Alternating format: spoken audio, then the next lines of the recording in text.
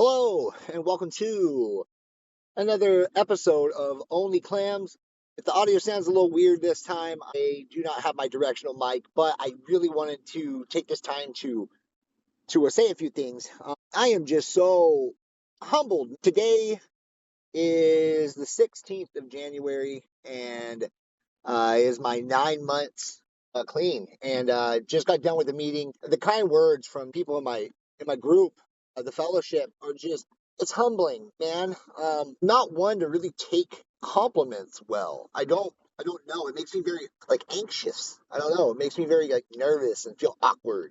But just to be recognized for my hard work, I guess it really meant a lot. Getting that next key tag and stuff like that, it really means a lot to me, and I'm really really happy that I uh, that I found that fellowship. Man, I really found a connection with those people. I absolutely love my sponsor. I love the network of my sponsor to to my sponsor's sponsor to my sponsor's sponsor's sponsor. All of them are just great guys, man. They all give me great feedback.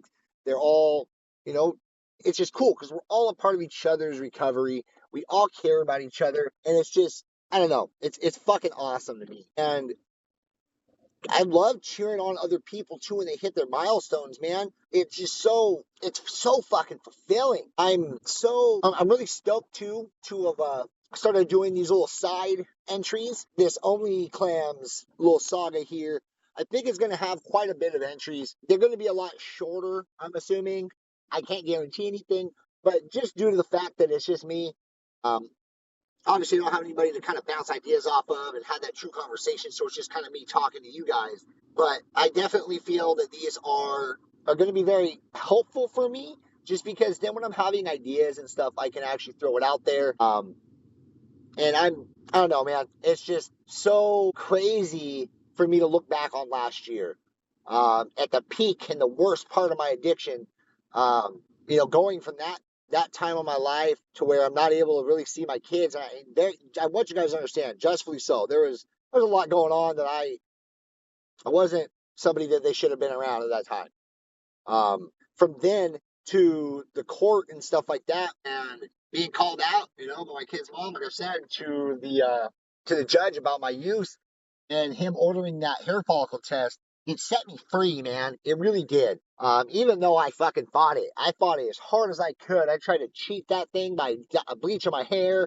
I couldn't be honest with my wife about what was going on. I still wouldn't use behind, even after all that shit. And all she was asking me for to do was to be honest because she knew I needed the help and she was trying to help me. And I just couldn't be honest with myself. I've said that before, and I I finally got into the treatment center and get out and then get married. And then, I was going to one fellowship for a while, and then I walked into a meeting because I had a schedule change where I wasn't able to go to the early bird meetings anymore. So I was trying to find another meeting to attend more regularly and kind of bounce around between a few different meetings. And then I walked into the one that I attend now regularly, and it was the other fellowship. And man, I have absolutely fallen in love with their step uh their step guide, the process, the welcoming. That particular group is just so great. And I don't mean the fellowship itself. Both fellowships are good. Do not get me wrong by any means.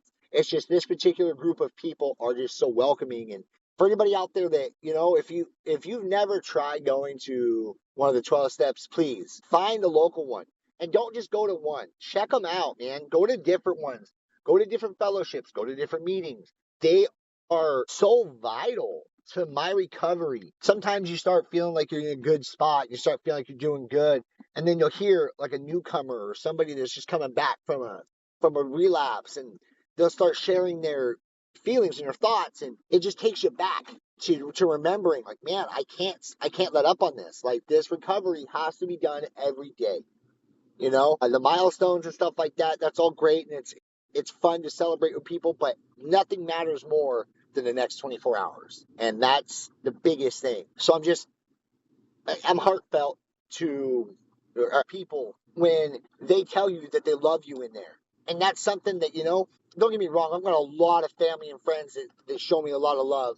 and it's a different kind of love. I don't. It's just this open, accepting, and being able to go in there and speak with other addicts, and other addicts be able to speak with you, share ideas, the relation, not just as a community, but the connections. You know, the relation of like, hey, I went through that.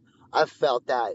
It it makes you feel not alone, man. It makes you think that there's more to this than just being in a fucked up situation. You know, you got somebody else that is willing to, even at your worst time, they want to walk with you. I don't know. It just makes me feel a lot better than I have before. And to be able to share that, I want to be able to share with you guys if I wasn't able to go into those rooms. If I didn't have the courage or the vulnerability or the humility to go into those rooms and be a part of that fellowship and surrender my ego, my pride, and be able to be human and be open enough to say like, yeah, I have some flaws and I'm willing to work on them. I'm willing to put them out there and take other people's input to try and better myself. It makes me a better person, and I love the fact that when I share my stuff, I get the feedback from them that it's helping them too. So it's a give and a take. It just I don't know. I'm elated, you know. I don't know if that's the right word. Elated? I think that's the right word. I don't know, but I feel good. I feel really good. The conversations that are had in those meetings too are. It's usually the days when you don't want to be there that you go in there and you hear just everything you didn't know you needed to hear. And at the right time.